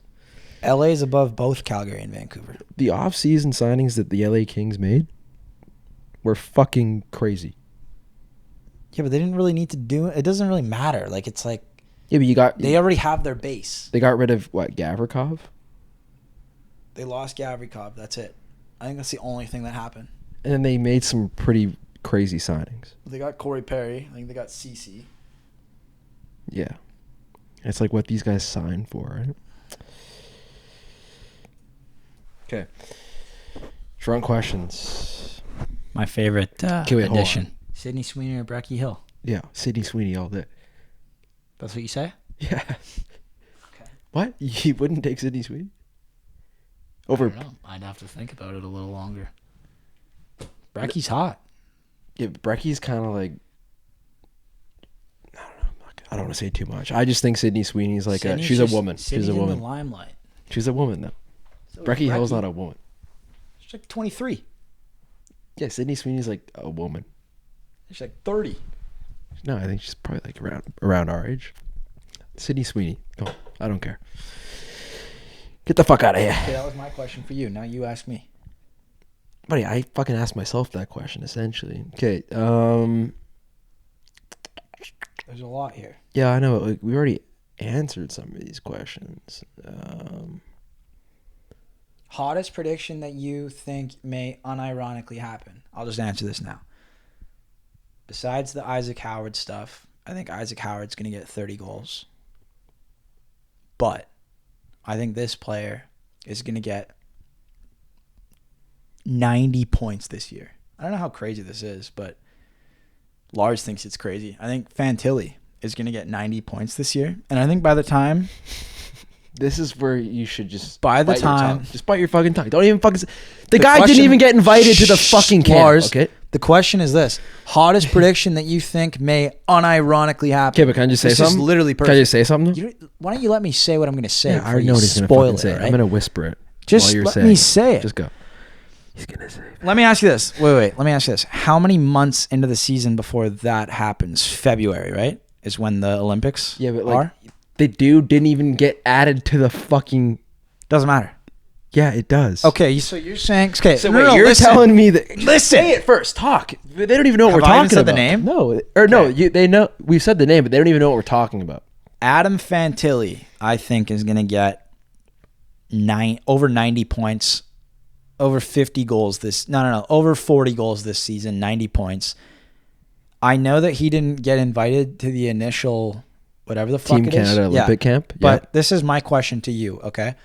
the tournament happens in February, which means October, November, December, January happen. Yeah. You're telling me if by mid-January, if Fantilli's top 5 in scoring, they don't just say, all right, fuck this. We're going to shimmy this guy out and get him in here. You're telling me that can't happen? That can't happen. Of course that can happen. That can't happen.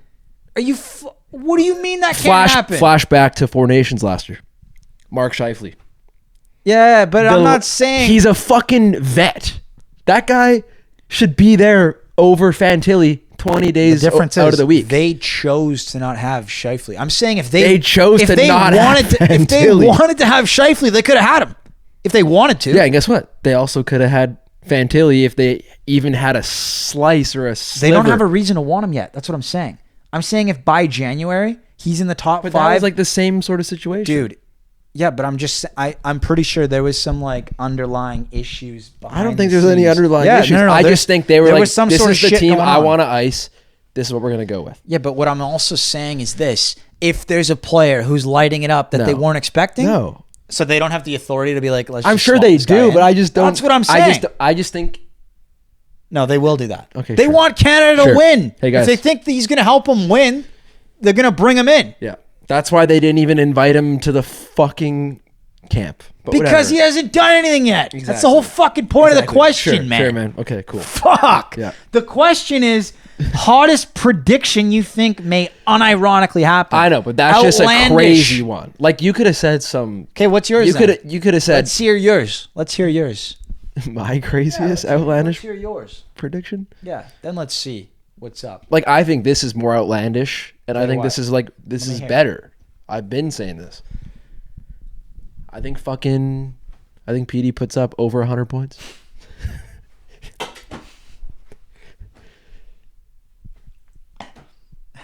It could be 101 I bet points. you $1,000. Like I think PD has a better chance of putting 101 points over fucking Fantilli.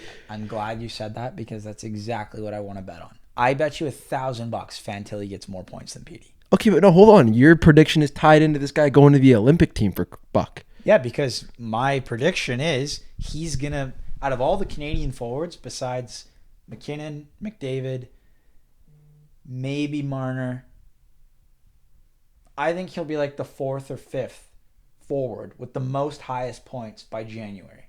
I know. I just think that... Like, I think he's just going to be one of those guys. I know, but I just think... For example... Cooch. Look at Nathan McKinnon in his first 3 years. No, it's a great comparison. No, but when you're building a national team, when you're building a team competing against on the national level... You're not understanding what I'm saying, but whatever. Go on. I just think that like it doesn't matter about how many fucking points you're putting up. I think last year, like I said, Mark Scheifele, dude, it was he had the most goals as a Canadian forward, and they did not even have him on the fucking team.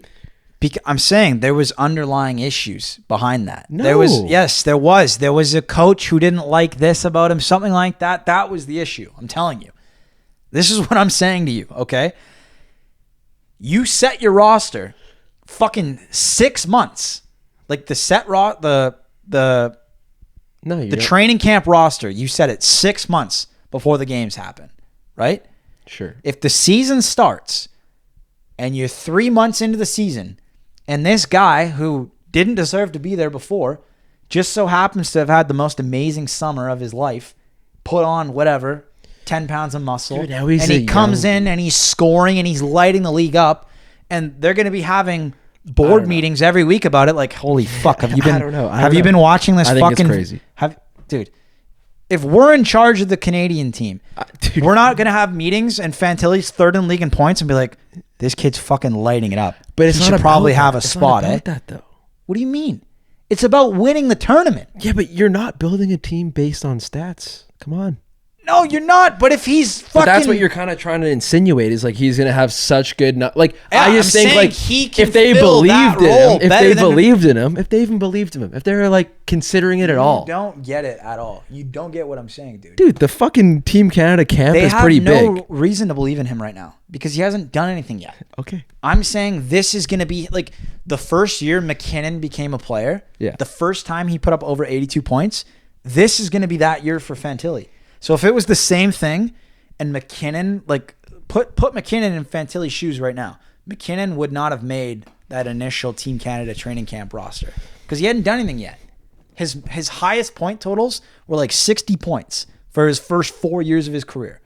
But there's that one season where McKinnon starts and everybody's like, holy fuck, what happened to this guy in the offseason? Like, this is like a new player. And he comes out and he's that dominant. They would be like, fuck this. No, I know, but it's just like, we're pulling Stone out and we're putting him in or whatever. Sure. Like, that can happen. But like, I'm thinking it like, just think of the lineup though. Like the way I'm looking at Team Canada. You know where I had him. No, but lineup one. Completely fucking crazy. But it's an outlandish prediction. Sure. He's line one based on my prediction that he's going to be top 5 in points. Yeah. And if he's top 5 I just think Team points, Canada's way too deep. It's like for this Olympics, though, it's just like you're not going to move. No one's coming out of the top 6. Like that top 6 is the fucking top 6. What? What is the top 6? Who the fuck's McDavid even playing with? We don't even know. We don't even know, man. It's fluid. I'm just saying, though. Like, you'd be foolish to, like, I think you keep essentially the Four Nations team with, like, a few exemptions of taking out a few other guys and then putting in a few other dudes, but not fucking Fantilli. I just don't think it's Fantilli. Yeah, dude, listen, I agree with like, you. Whatever. I'm saying it's right fine. now, Fantilli last year. I'm just arguing with you saying that you're fucking crazy. Fantilli last year, obviously not. Like, obviously he's not on that team. But I'm not saying Fantilli last year. I'm making a prediction that he's going to be 10 times better than who he was last year. Like, yeah, that's the whole point. Yeah. Okay, whatever. Fuck's sakes. Like I said, I think Petey has a better chance of getting 100 we'll stick plus to that points. bet. No, Fantilli will get more points than Petey this year. Okay. You should run that as a poll. Well, I will. Like next. Actually, yeah, I will. Do it right now. I guarantee you people will do it right now. Do Fantilli. Do it right now. Okay, I will. I guarantee you people will say Fantilli. Okay, here's a question. Okay, what? Like I said, a little push and pull. Okay. Here's the question. We kind of already talked about this, but you didn't even really give an answer. Or maybe you did. I don't know. What place in the Pacific will the Canucks end in? And how many points do you think EP40 will get? Like, now that we're on the topic of it, I want to hear your Pettersson will get 68 points. And they'll finish Vegas, Edmonton, LA, Anaheim, Calgary. 6th. They'll finish 6th. Okay, so the Canucks are going to finish 6th, and PD's going to get 68 points. Okay. I don't know. I'm not even going to answer that. I think the Canucks are going to do better than that.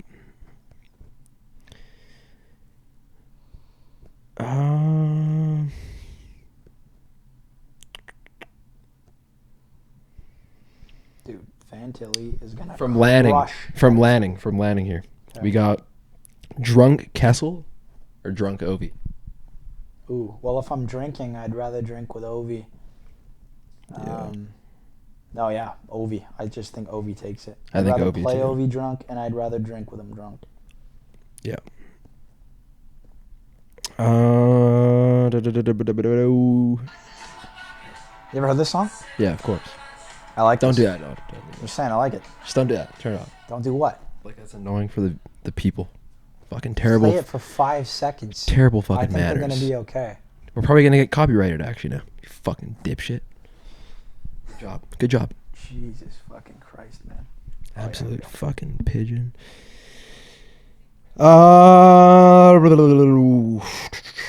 Would you rather take a Tom Wilson punch or be licked by Brad Marchand?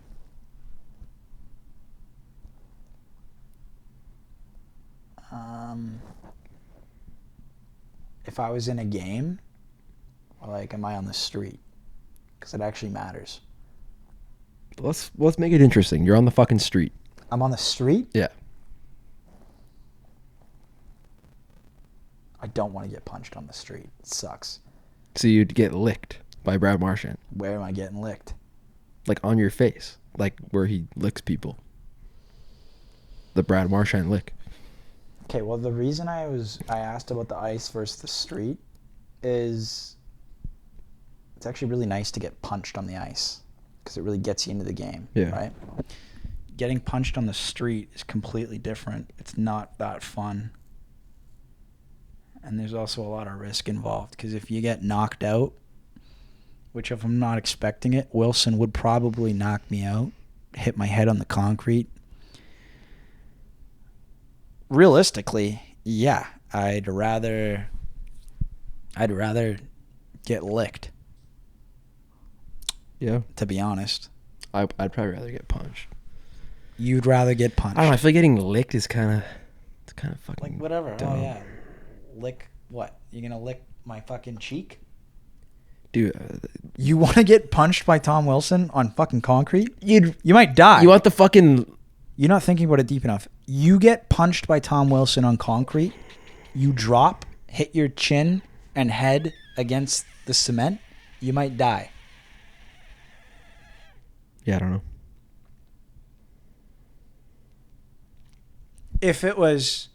If I can at least square up and defend myself, then maybe I'd choose the punch. But the way I'm reading that, that's like a sucker punch, right?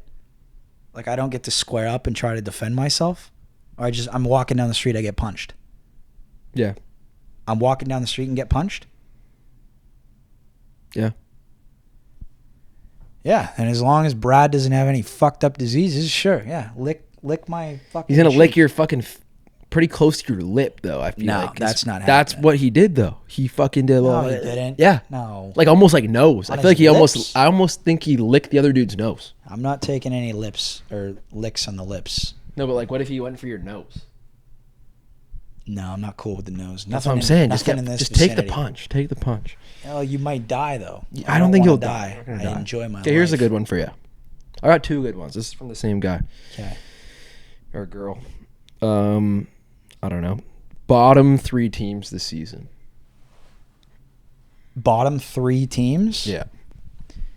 He's probably going to say the fucking Canucks. No, they're not bottom 3. It's Chicago, Boston, and...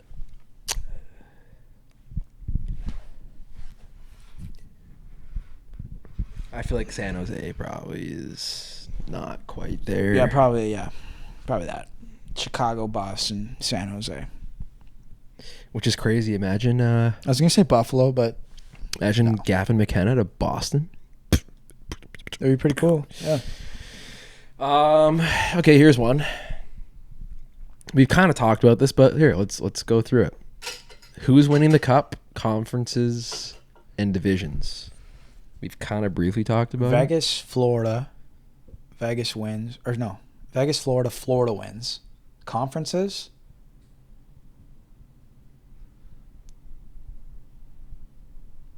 It's the same thing. You mean divisions? Yeah, sorry, I just read the question Divisions? as is. Vegas wins the Pacific.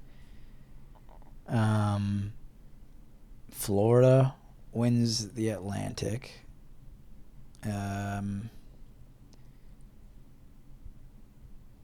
Metro. Who the fuck's in the Metro? Wow, we're so bad, eh? Well, I know like Pittsburgh, Washington, Philly, Islanders, Rangers, but it's not going to be any of them.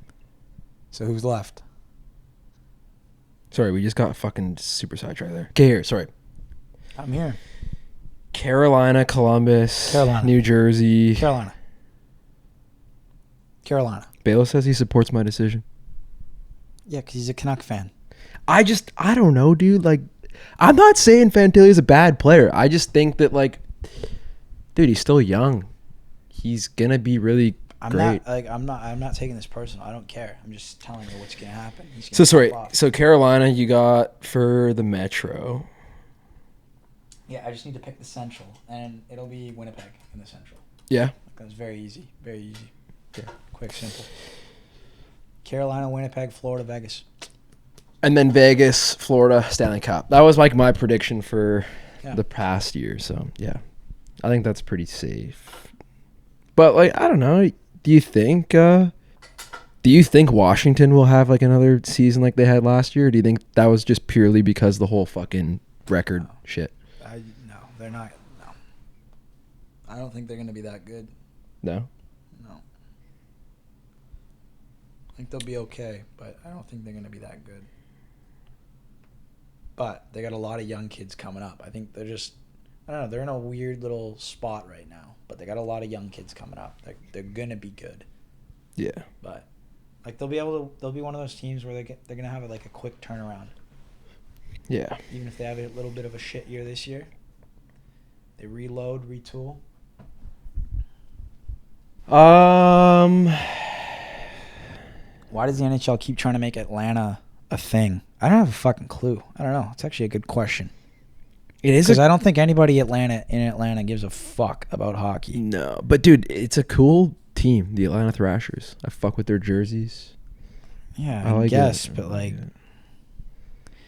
can Sully bring the Rangers to the playoffs? No, I don't think Mike so. Sullivan.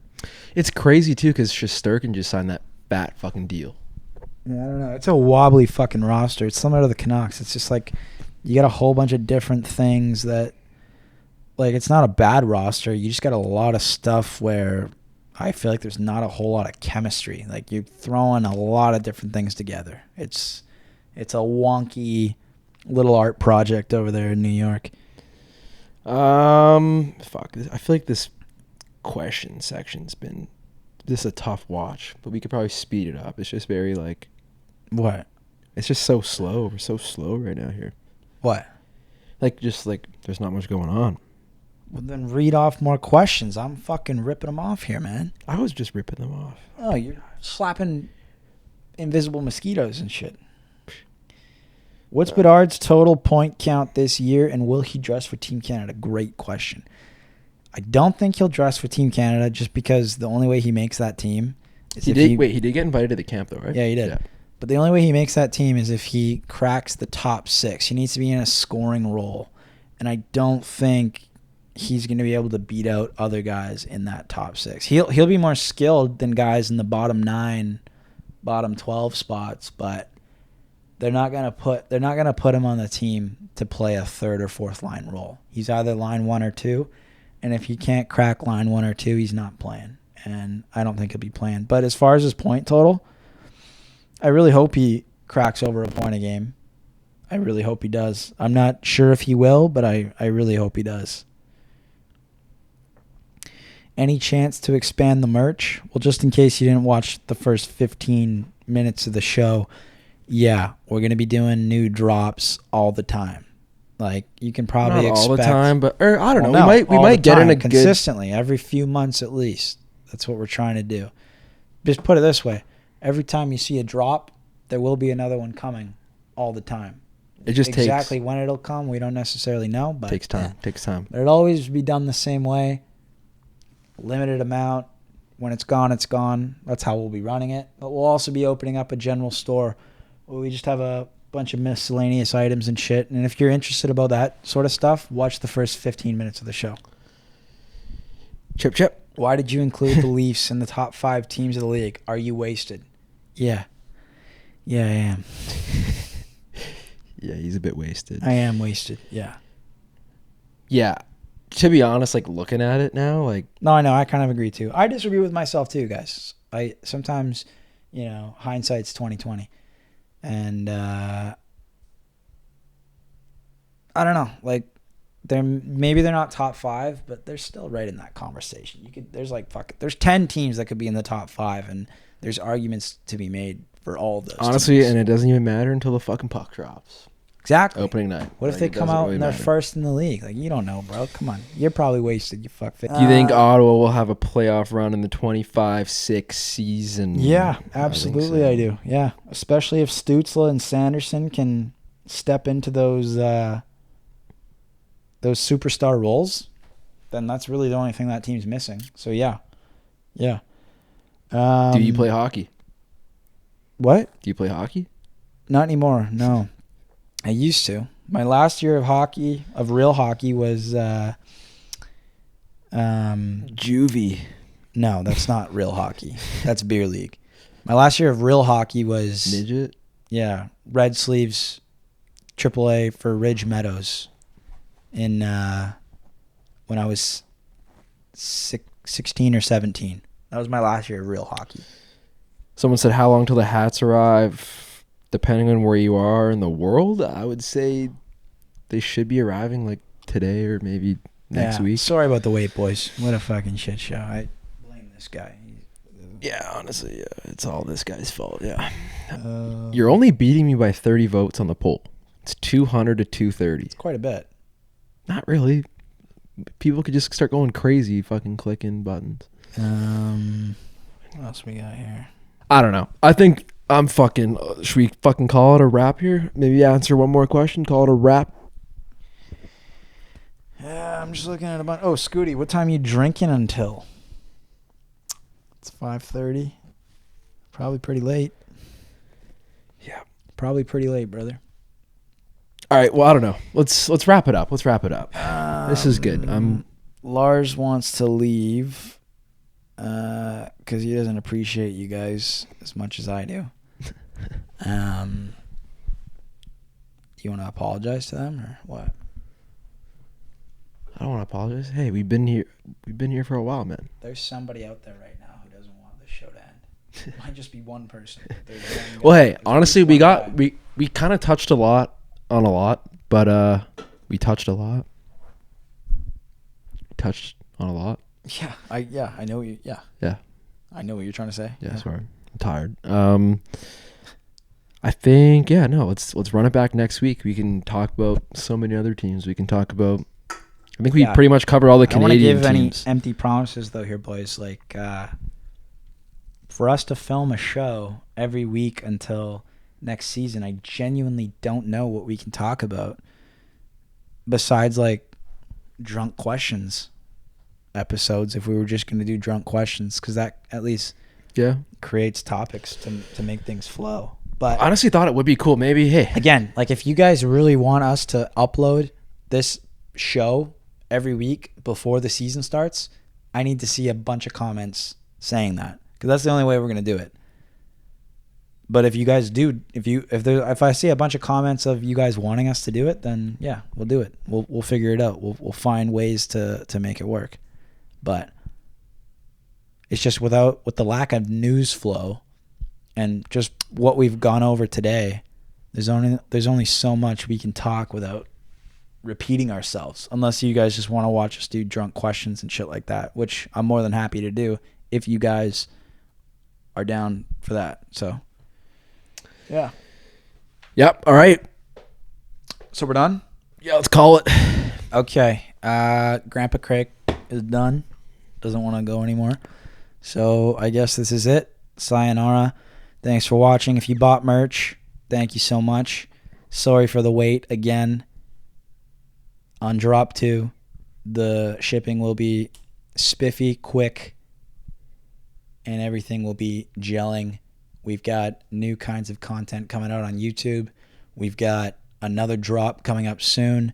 We've got a general store launching with a whole bunch of miscellaneous different items. If you're interested in that sort of thing, watch the first 15 minutes of the show. If you're just here for the hockey stuff, then you got that. I'm a little drunk. Craig, I'm not sure, but we're going to sign off. Probably head to a pub. See you later, folks. Thanks for watching. Peace out. Love you, boys.